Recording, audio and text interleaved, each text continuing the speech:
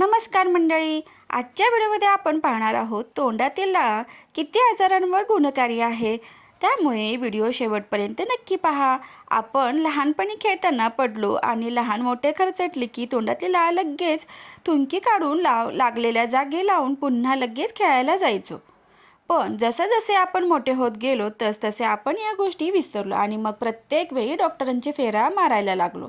या झाल्या लहानपणीच्या गोष्टी, पण आज आपण येथे याच विनामूल्य औषधाचे फायदे आणि त्याचा वापर कसा करावा हे पाहणार आहोत।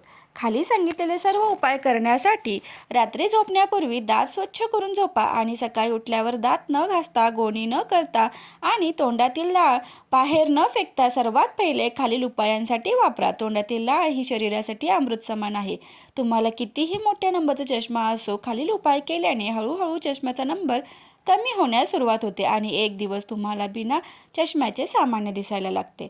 तुम्हाला चष्मा लागला असेल तर सकाळी सकाळी उठल्यावर गोणी न करता किंवा दात न घासता तोंडातील थुंकी आपण डोळ्यांना काजळ लावतो त्या पद्धतीने डोळ्यांना लावा। अशी थुंकी रात्री झोपताना आणि सकाळी 5 वाजता लावा, कारण त्यानंतर 1 ते 2 तासांनी आपण तोंड धुतले, आंघोळ केली तर तोपर्यंत लाळेने आपले काम केलेले असेल। हा प्रयोग अत्यंत यशस्वी आहे आणि 100% तुमचा चष्मा घालवणारा आहे, पण यासाठी नियमित हा उपाय करायचा आहे। हळूहळू चष्म्याचा नंबर 0 होण्यास सुरुवात होते आणि लाळेचा कोणताही साईड इफेक्ट होत नाही।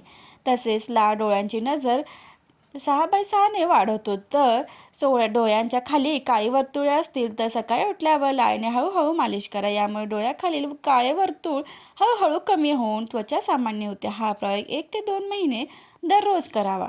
डायबिटीज झालेल्या लोकांना जर जखम झाली असेल तर ती बरी होत नाही आणि जखम वाढल्यामुळे अनेक वेळा अवयव कापण्यापर्यंत दुखणे वाढते। त्यामुळे हा साधा सोपा उपाय अनेक लोकांना अपंग होण्यापासून वाचवणारा होऊ शकतो। जर डायबिटीज झालेल्या व्यक्तीस जखम झाली असेल तर सकाळी उठल्यावर तोंडातील लाळ जखम झालेल्या जागी लावावी। यामुळे घाव हळूहळू भरण्यास सुरुवात होते। ज्या लोकांना भाजल्यामुळे, चटका लागल्यामुळे त्वचेवर काळा डाग पडला असेल त्यांनी सकाळी लाळेने डाग पडलेल्या जागी मालिश करावी। यामुळे डाग हळूहळू फिका पडेल आणि त्वचेचा रंगासारखा सामान्य होईल। ज्या लोकांना खाज खरूज झाले असेल त्यांनी दररोज सकाळी लाळ विना गोणी करता इन्फेक्शन झालेल्या जागी लावावी। बघता बघता त्वचा सामान्य होईल।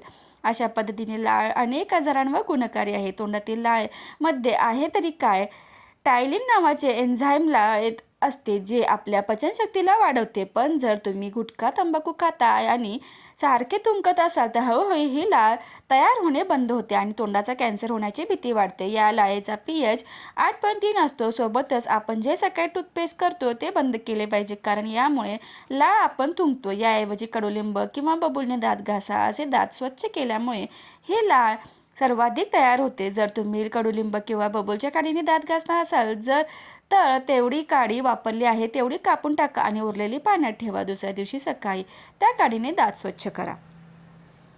माहिती आवडल्यास व्हिडिओला लाईक, शेअर आणि सबस्क्राईब करायला विसरू नका। धन्यवाद।